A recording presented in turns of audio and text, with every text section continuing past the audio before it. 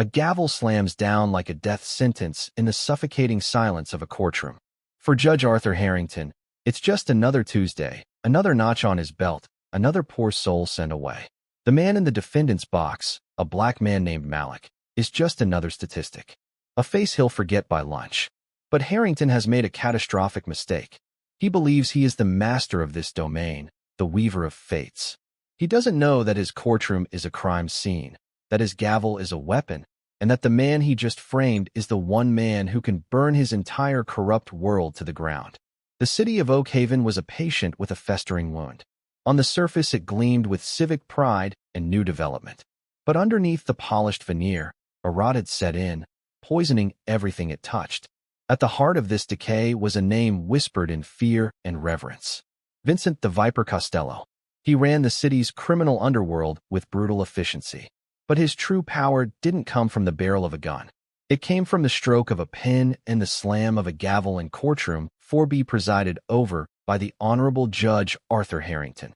For 2 years, the FBI's Special Task Force on Organized Crime had been trying to build a case against Costello. They had informants, wiretaps, and mountains of circumstantial evidence. But every time they got close, the case would mysteriously fall apart in court. Witnesses would recant. Evidence would be deemed inadmissible on a technicality, and key players would walk free. The leak wasn't in the police department. It was higher up. It was the judge. This is where Marcus Thorne came in. To the world, he was the newly appointed assistant director of the FBI's Criminal Investigative Division, a man known for his sharp mind, unyielding integrity, and a stare that could make seasoned criminals confess. But to the streets of Oak Haven, he was about to become Malik Jones, a man with no history, no connections, and a past fabricated to look just desperate enough to be the perfect prey. The operation was audacious, bordering on insane. Marcus, a man who commanded hundreds of agents, was going undercover himself.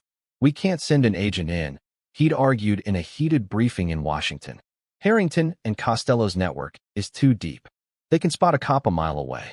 They need to believe they've found a random, powerless victim. It has to be someone they won't even think to look at twice. It has to be me." For 6 weeks, Marcus lived as Malik. He let his hair grow out, grew a scruffy beard, and traded his tailored suits for worn jeans and faded t-shirts. He worked odd jobs for cash, unloading trucks at the docks, washing dishes at a greasy spoon diner. He lived in a rundown apartment in the city's most neglected district, a place the city tried to forget.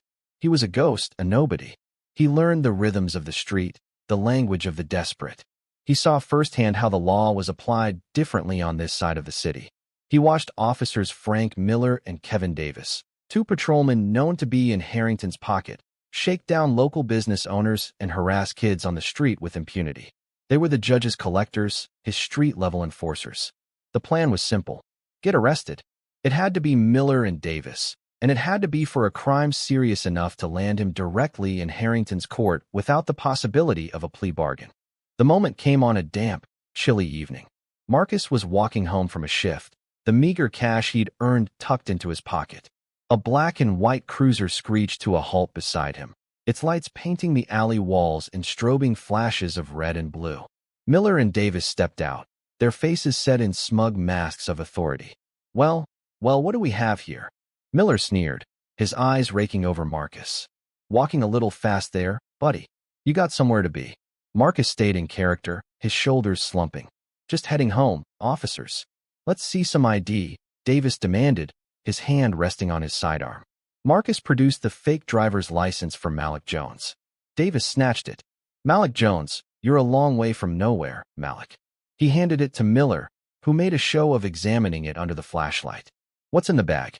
Miller asked, nodding towards the small backpack Marcus was carrying. "Just my work clothes." "We'll be the judge of that," Miller said, a cruel smile playing on his lips. He ripped the bag from Marcus's shoulder and dumped its contents onto the wet pavement. A change of clothes, a half-eaten sandwich, a paperback book, and a small clear baggie containing a white powdery substance. Marcus' internal clock began to tick. The bait was planted. He looked at the baggie with practiced confusion and fear. "What is that?" "That's not mine. I've never seen that before." Davis laughed. "A harsh, ugly sound. That's what they all say." Looks like about 2 ounces of premium-grade trouble to me. Frank. My thoughts exactly. Miller agreed, pulling out a pair of handcuffs. Malik Jones, you are under arrest for possession of a controlled substance with intent to distribute. The cold steel clamped around Marcus' wrists. He didn't resist. He kept his eyes down, projecting the image of a terrified, defeated man. As they shoved him into the back of the cruiser, he caught a glimpse of Miller's phone. The officer was sending a text message, the screen's glow illuminating his triumphant smirk. The message was being sent to a burner phone, but Marcus knew its ultimate destination. It was a signal to the whole corrupt machine. The gears were now turning. The bait had been taken, and he was being dragged into the heart of the beast's lair. The central booking precinct was a cacophony of human misery. The air was thick with the smell of sweat, disinfectant, and despair. For Marcus Thorne, who had overseen operations that dismantled international crime syndicates, this was a different kind of front line. Here, the enemy wasn't a cartel boss or a foreign spy. It was the slow, grinding indifference of a system designed to break you. As Malik Jones, he was processed like cattle. His fingerprints were taken, his photo snapped, his worn-out belt and shoelaces confiscated. He was stripped of his identity and given a number. Every interaction was designed to diminish him, to make him feel small and powerless. The officers behind the desk were dismissive. The guards were hostile, and the other men in the holding cell were a mixture of hardened criminals and terrified first-timers. Marcus, with his calm and watchful demeanor, fit somewhere in the middle.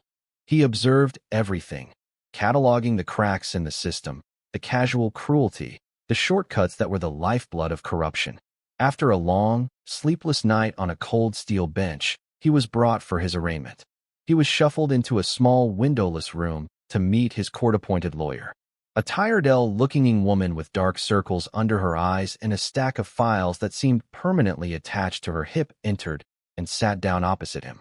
"Sarah Jenkins," she said, her voice weary but professional. "I'm your public defender. I've got about 10 minutes before they call your name, so let's make this quick. You're Malik Jones, picked up for possession with intent. 2 ounces of cocaine. Officers Miller and Davis. They're claiming it was in plain view in your bag. This is a serious charge. Given the weight, you're looking at mandatory minimums. The DA is not going to be lenient." She spoke in a rapid-fire monotone, the sound of someone who had given this same speech 100 times to 100 different men. Marcus looked at her, truly looked at her. He could see the spark of a fighter buried under layers of exhaustion and cynicism. "It wasn't mine," he said, his voice quiet but firm. "They planted it." Sarah let out a sigh, a sound heavy with disappointment. "Mr. Jones, everyone says that I have 23 active cases right now. I need something more to work with than they planted it. Did they have calls to stop you? Did you say anything incriminating?" "They stopped me for walking too fast," Marcus replied evenly. "And I said nothing." Something in his tone, a lack of the usual panic or defensive anger, made Sarah pause. She looked at his file again, then back at him. There was an intelligence in his eyes, a stillness that was out of place. "Miller and Davis," she muttered to herself. "They have a reputation. Their reports are always a little too perfect." And the faint scent of decay told a different story. And then he saw him. Judge Arthur Harrington sat elevated on the bench, a black robe draped over his portly frame. He had a fit face, small, shrewd eyes, and a mouth that was permanently downturned in a look of stern disapproval. He moved with an air of absolute, unchallengeable authority. This was the man who held the city's fate in his hands. As the bail hearing for Malik Jones began, Harrington barely glanced at the file. The prosecutor quickly recited the charges. "Mr. Jones," Harrington said, his voice dripping with condescension as he finally looked down at Marcus. "Possession with intent to distribute, poisoning our streets. You people come into this city," and he stopped himself, catching the slightest flicker of a warning glance from a court clerk. "This court has zero tolerance for this kind of filth." Sarah Jenkins stood. "Your Honor, my client has no prior convictions. He has ties to the community, tenuous though they may be, and is not a flight risk. We request bail be set at a reasonable amount." Harrington scoffed, a small, dismissive sound. "No priors that we know of. These transient individuals are a plague. They drift in, commit their crimes, and drift out. Reasonable bail. The only reasonable thing to do is ensure Mr. Jones remains where he can do no more harm." He looked directly at Marcus, his eyes cold and devoid of empathy. Bail is denied. Remand to custody until trial. He banged his gavel, the sound echoing the finality of a slamming cell door. Next case. As Marcus was led away by the bailiffs, his eyes met Harrington's for a fleeting second. Marcus showed nothing, his face a mask of resignation. But inside a cold fire was burning. Harrington hadn't just denied him bail. He had revealed his hand. The use of you people. The immediate assumption of guilt. The theatrical contempt. It was all part of the show. This wasn't justice. It was a performance. And Harrington was the star. Back in the holding cell, the weight of the system felt real, suffocating. Marcus knew his team was monitoring from a distance that this was all part of the plan. But for the men around him, this was not a plan. This was their life. He was inside the jaws of the machine, and he could feel them beginning to grind. The Oak Haven County Detention Center was a world unto itself, a concrete and steel ecosystem that operated on its own brutal set of rules. For Marcus, it was the perfect listening post. Stripped of his rank and authority, he was just another inmate, invisible and underestimated.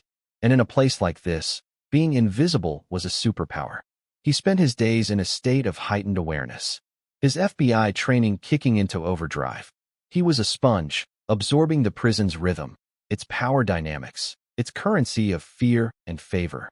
He listened to the guards' casual conversations, noting their biases and their blind spots.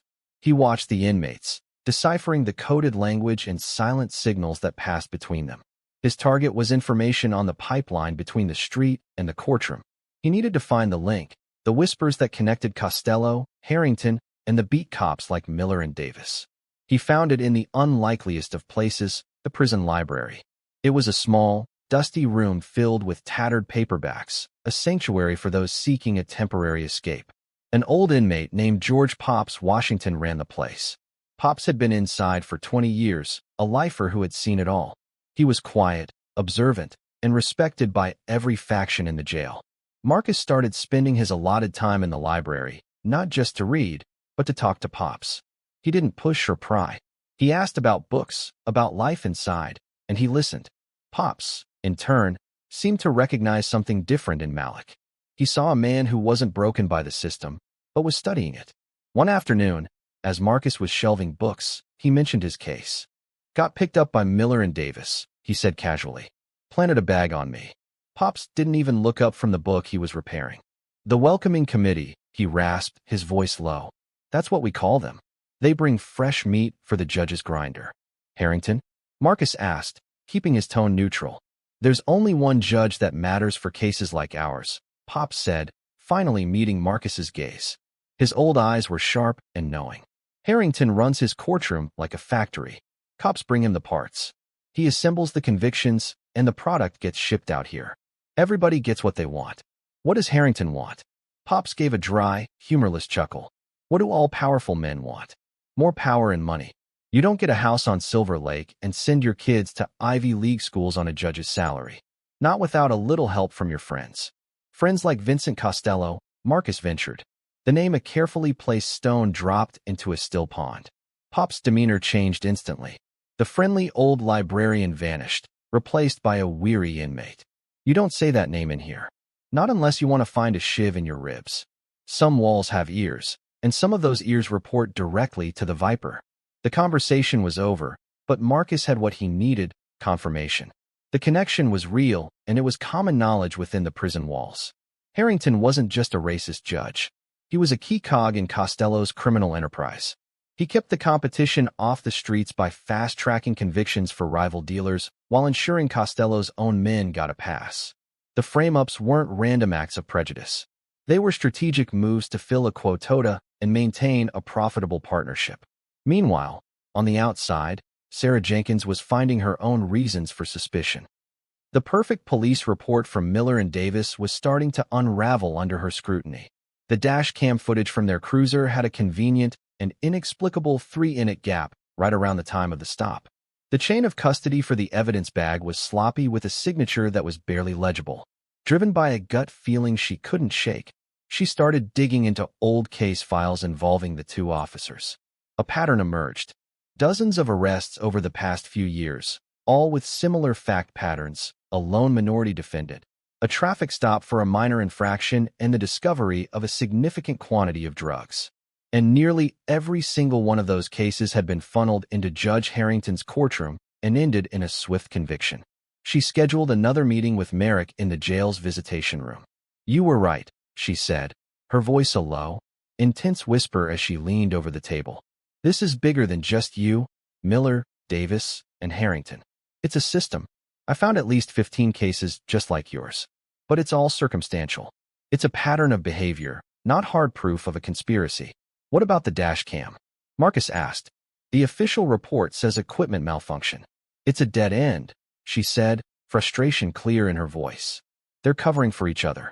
The DA's office is accepting their reports without question. To win this, I need more than a pattern. I need something that blows this whole thing wide open." Marcus looked at her, his expression unreadable.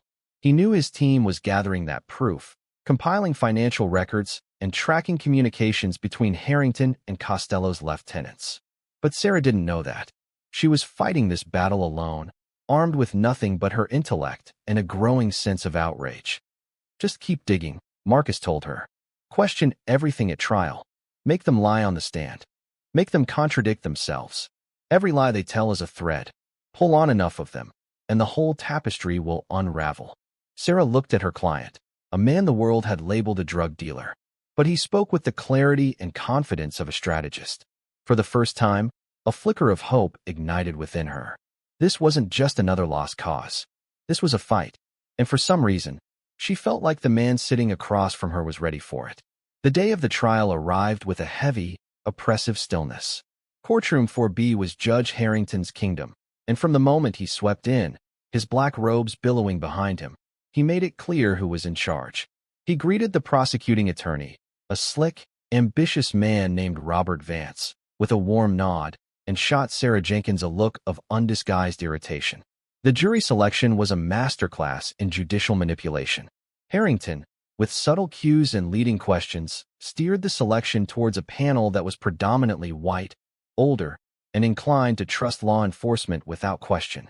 Sarah fought valiantly, using her limited challenges to weed out the most obvious biases, but she knew she was starting the trial on the back foot. Prosecutor Vance began his opening statement with theatrical confidence. He painted Malik Jones as a predator, a transient criminal who came to Oak Haven to peddle poison. He held up the evidence bag of cocaine, calling it a one-way ticket to misery and death, and lauded officers Miller and Davis as heroes protecting the community. When it was Sarah's turn, her approach was starkly different. "This case isn't about drugs," she began, her voice clear and steady, addressing the jury directly. "It's about the abuse of power. It's about a story crafted by two police officers that is too neat, too convenient, and too full of holes. The evidence will show you that my client, Malik Jones, is not a drug dealer. He is a victim." Harrington watched her, his fingers steepled, a look of profound boredom on his face. The prosecution's case was simple and, on the surface, devastating. Officer Frank Miller took the stand first. He was calm, professional, and radiated an aura of unimpeachable authority. He recounted the night of the arrest, describing how he and his partner had observed the defendant acting suspiciously and how a routine stop had led to the discovery of the narcotics. His testimony was a perfect recitation of his police report. Then came Sarah's cross-examination. "Officer Miller," she began, approaching the witness stand. "You stated you stopped my client for walking too fast. Can you please tell the court what the legal definition of walking too fast is?" Vance shot to his feet. "Objection. Relevance. Sustained." Harrington grunted without even looking at Sarah.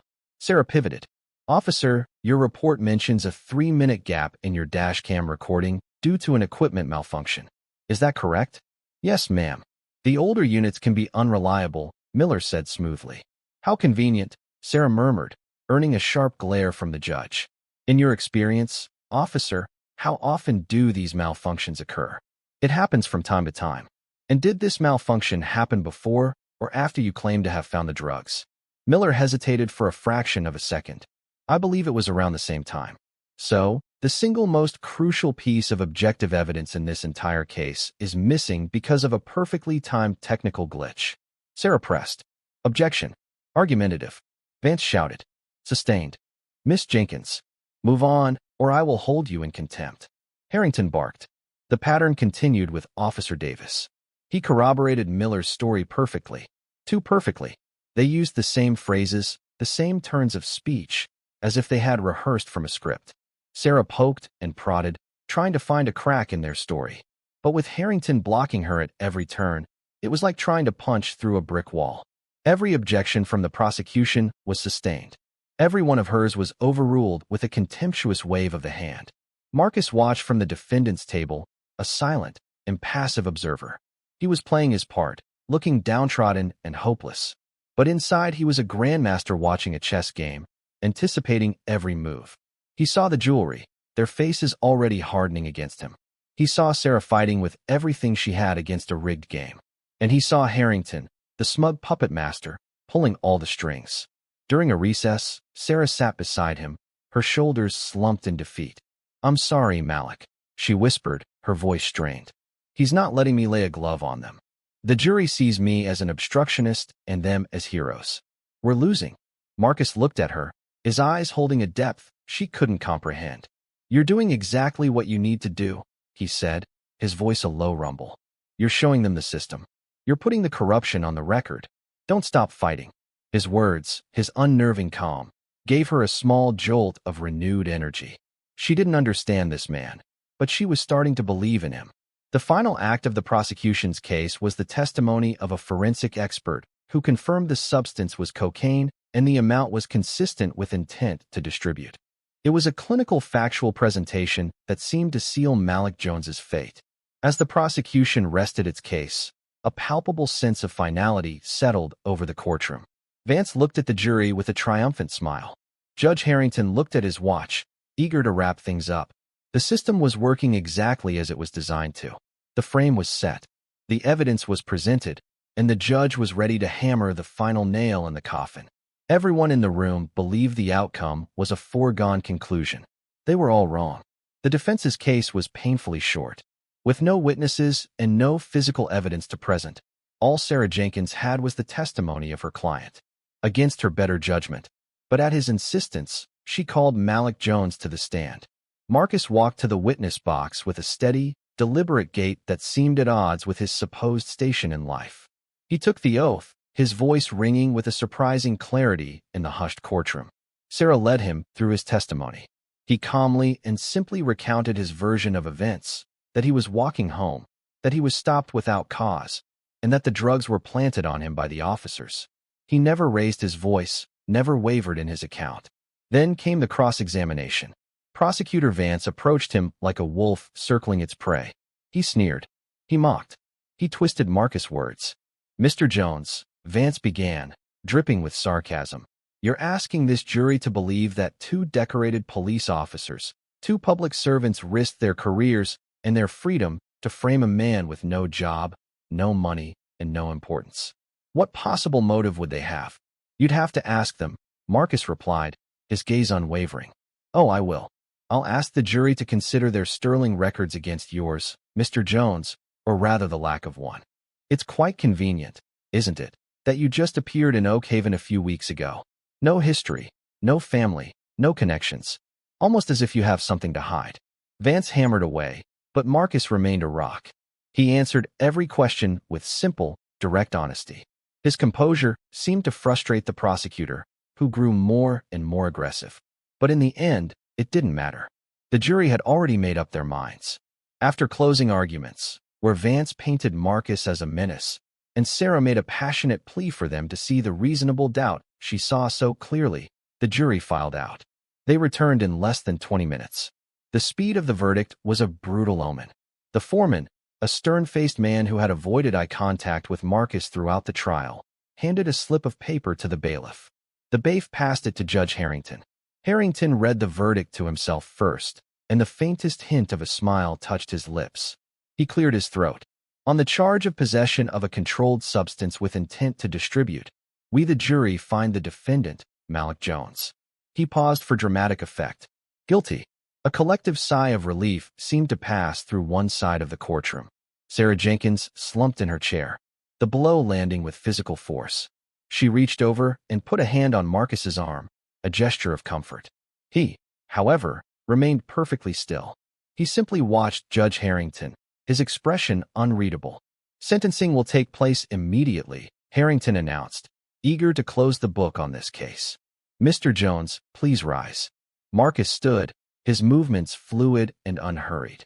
Harrington leaned forward, relishing his moment of victory. He removed his glasses and looked down at Marcus with a look of utter contempt. Malik Jones, this court has found you guilty of peddling filth on the streets of our fine city. Your crime is not merely a legal transgression. It is a moral one. You and people like you are a cancer that we must cut out. You prey on the weak and contribute nothing to society. You are, in short, a liar, a criminal, and a parasite. The judge's voice boomed with self-righteous fury. He was no longer a judge. He was a priest condemning a sinner.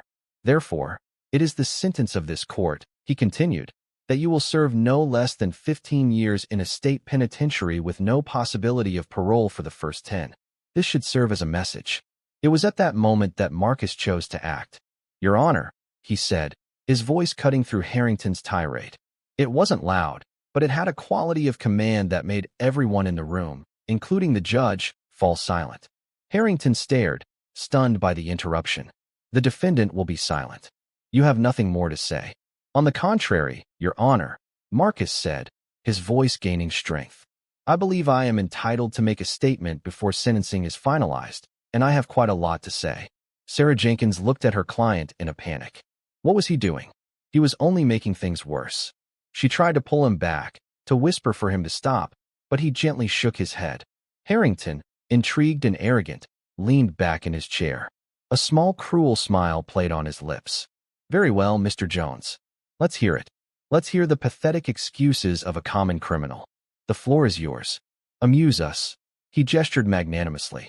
In his mind, he was giving the condemned man one last bit of rope to hang himself with. Marcus Thorne looked around the courtroom. He met the eyes of the jury, the prosecutor, and his own bewildered lawyer. Then his gaze settled on Judge Arthur Harrington, a predator locking eyes with its prey. The performance was over. The investigation was about to reach its stunning conclusion. The air in the courtroom crackled with a tension that no one could explain. They were all standing on the edge of a precipice, about to witness a fall they could never have imagined. Thank you, Your Honor, Marcus began, his voice, now devoid of the meekness he had feigned for weeks. It was a new voice, crisp, articulate, and imbued with an authority that seemed to come from a place far beyond the confines of a defendant's box. The entire courtroom leaned in, captivated by the sudden shift in his demeanor. For the past 3 days, he continued, turning slightly to address the jury. You have listened to a story, a well-rehearsed narrative about a man named Malik Jones, a supposed drug dealer. You heard the testimony of officers Miller and Davis, who painted themselves as vigilant protectors of this city. He paused, letting his words hang in the air. But as Miss Jenkins so eloquently argued, a story is all it is. And it's a story full of holes. Let's talk about that 3-inch gap in the dashcam footage, for instance. An equipment malfunction, Officer Miller called it. Marcus' eyes found Officer Miller, who was standing near the prosecution's table looking smug. The equipment didn't malfunction, Officer Miller. It was manually deactivated at 9:14 p.m. and reactivated at 9:17 p.m. Just long enough for Officer Davis to exit the vehicle, approach my side, and place the bag of narcotics, which had been in the cruiser's glove compartment since the beginning of your shift, into my backpack. Miller's face went pale. Prosecutor Vance shot to his feet. Objection. The defendant is making wild, unsubstantiated claims. I'm just getting started, Marcus said, his voice cutting through the objection like a scalpel. He turned his attention to the judge. This frame-up, Your Honor, was efficient, almost as efficient as the 15 other identical cases prosecuted in this very courtroom over the past 2 years, all involving minority defendants, all arrested by the same 2 officers, and all resulting in maximum sentences delivered by you. Harrington's face, once flid and arrogant, was now a mask of disbelief and rage. Bailiff restrained the defendant. His outburst is over. But the 2 bailiffs flanking Marcus hesitated, mesmerized by the scene unfolding. I don't think you want to do that, Marcus said calmly. He looked past Harrington towards the main doors at the back of the courtroom. Because this isn't an outburst. It's a debriefing. His eyes shifted to Vance. And you, Mr. Vance, you were so curious about my motive, about why two decorated officers would frame an unimportant man. They did it because they were ordered to, just as you are ordered to prosecute certain cases with extreme prejudice while letting others slide. He then looked directly at Judge Harrington, his voice dropping to a steely, accusatory tone. They do it for the same reason you do, Your Honor. For the money. For the monthly payments that are funneled from the accounts of Vincent Costello through 3 shell corporations and into an offshore account in the Cayman Islands. Account number 734-9B-41. A collective gasp swept through the courtroom. Sarah Jenkins stared at her client, her mind reeling. How could he possibly know these things? Judge Harrington slammed his gavel repeatedly, the sound now frantic and powerless. Contempt. Contempt of court. I order you to be silent. This is a circus. No, Your Honor, Marcus said, his voice rising to fill the chamber. This is a federal sting operation, and you are its primary target. He reached into the pocket of his orange jumpsuit, an act that should have been impossible, and pulled out a small flat object. He held it up. It was a badge, an FBI badge. My name is not Malik Jones, he declared, his voice resonating with the full force of the United States government. I am Assistant Director Marcus Thorne of the Federal Bureau of Investigation. At that exact moment, the heavy oak doors at the back of the courtroom burst open. A dozen agents in dark blue vests emblazoned with FBI swarmed into the room, their movements precise and overwhelming. Leading them was a sharp-eyed woman who looked directly at Marcus. Director Thorne, Agent Ramirez said, her voice crisp. The perimeter is secure. The courtroom erupted into chaos. Reporters in the gallery scrambled for their phones. The jury stared in stunned silence, their mouths agape. Officers Miller and Davis were frozen in place, their faces a portrait of pure terror as 2 agents moved to apprehend them. Prosecutor Vance staggered backward, collapsing into his chair as if his legs had given out. But Marcus Thorne had eyes for only one man. He looked at Judge Arthur Harrington, who was half standing, his face ashen, his gavel fallen from his trembling hand. The black robe that had been a symbol of his power now looked like a funeral shroud.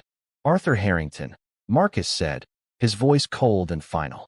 You are under arrest for racketeering, conspiracy, money laundering, and obstruction of justice. 2 federal agents ascended the steps to the bench, the sacred space of the court now a crime scene. They cuffed the sputtering, incoherent judge, who just moments before had been the most powerful man in the room. Marcus Thorne stood tall in his orange jumpsuit, a symbol of the very system the judge had corrupted. He had walked into the lion's den disguised as a lamb, and he had brought the whole jungle down with him. The immediate aftermath of the reveal was a maelstrom of controlled chaos. As Judge Harrington, speechless and shaking, was led away in handcuffs from his own bench, the sanctity of courtroom 4B was irrevocably shattered. What was once a hall of justice had been exposed as a criminal's boardroom, and its CEO was now in federal custody. Officers Miller and Davis offered no resistance. The color had drained from their faces, replaced by the sick gray pallor of men who knew their lives were over. As they were read their rights, their eyes darted around frantically, searching for an escape that didn't exist. Their world of petty tyranny and guaranteed impunity had evaporated in less than 5 minutes.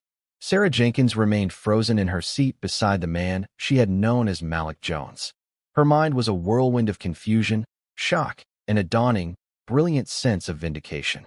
Every instinct she'd had about this case, every suspicion she'd harbored about the corruption in the system was not just true, it was the subject of the highest-level federal investigation. Marcus, Director Thorne, turned to her, the hardened mask of the undercover operative softened for a moment, and she saw the man beneath. Miss Jenkins, he said, his voice now filled with a deep, genuine respect. I apologize for the deception. It was a necessary part of the operation. You should know you're one of the finest public defenders I have ever had the privilege of observing.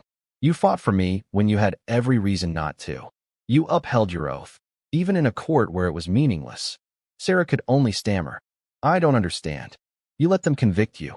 We had to, Agent Ramirez explained, stepping forward. A conviction and sentencing by Judge Harrington was the final undeniable act that tied the entire conspiracy together. It was the keystone. By framing Director Thorne, he sealed his own fate. The full scope of the operation, named Fallen Gavel, was revealed over the next few hours. While Marcus had been on the inside, his team had been working tirelessly on the outside. They had correlated his inside information with financial forensics, witness protection details, and advanced surveillance. They had built an ironclad case not just against the judge and his pet officers, but against the entire network.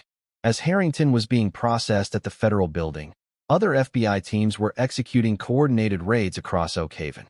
Vincent the Viper Costello was apprehended at his lavish estate, caught completely by surprise.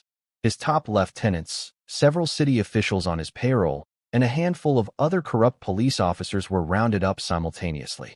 The rot Marcus had felt in the city wasn't just being treated, it was being surgically removed. News cameras flocked to the courthouse, their broadcast going national. The story was sensational.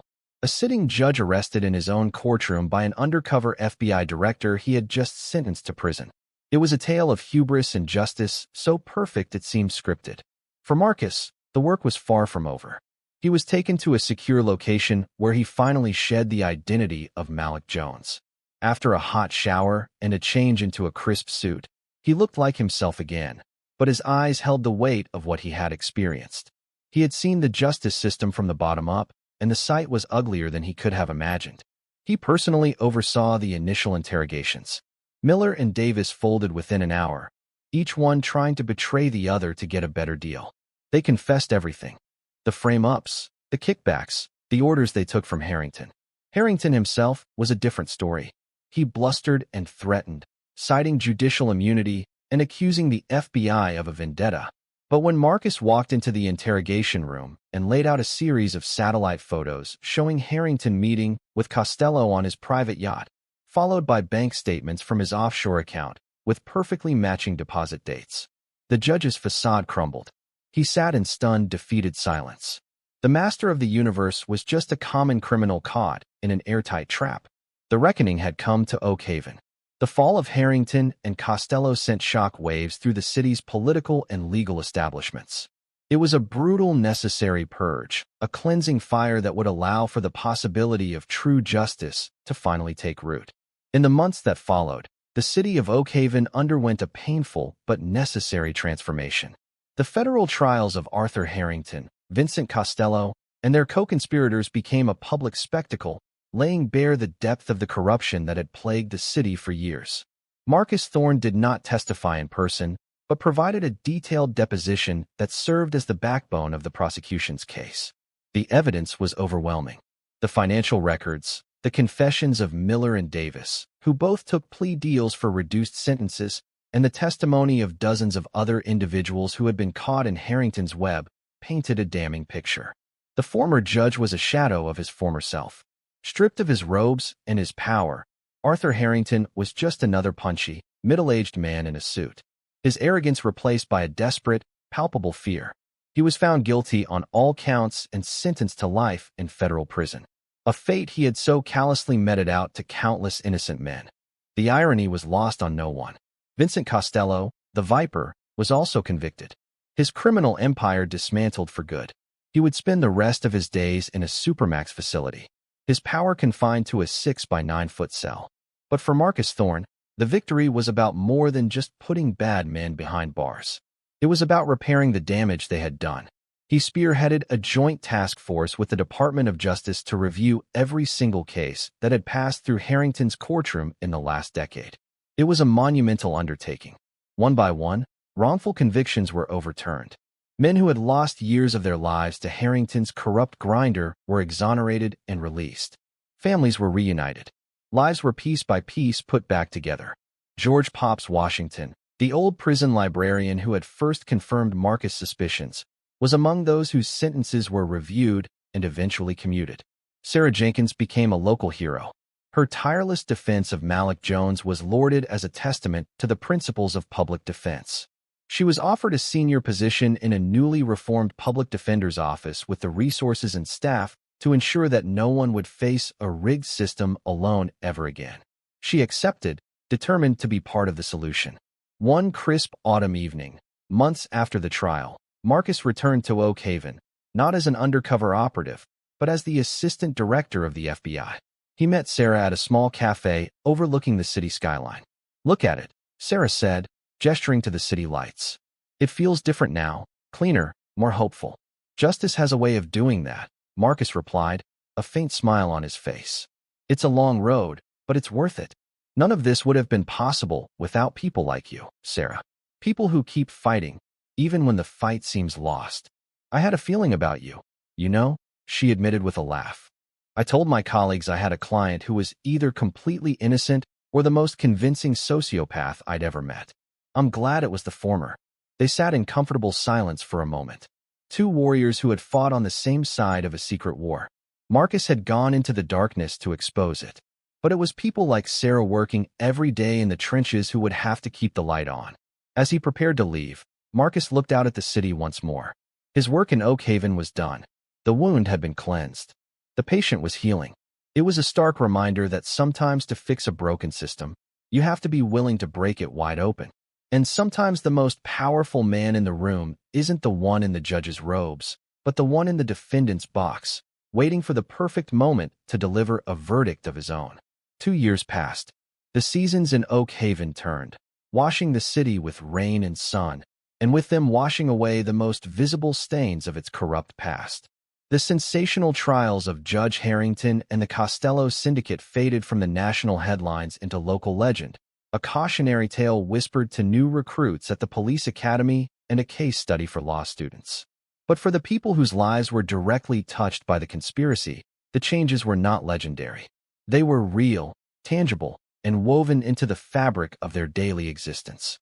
Sarah Jenkins now ran the Oak Haven Public Defender's Office. The cramped, underfunded warren of cubicles had been replaced by a modern, spacious office in a new municipal building.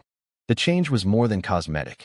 Her budget had been tripled by a reform-minded city council, allowing her to hire bright, dedicated young lawyers, investigators, and social workers.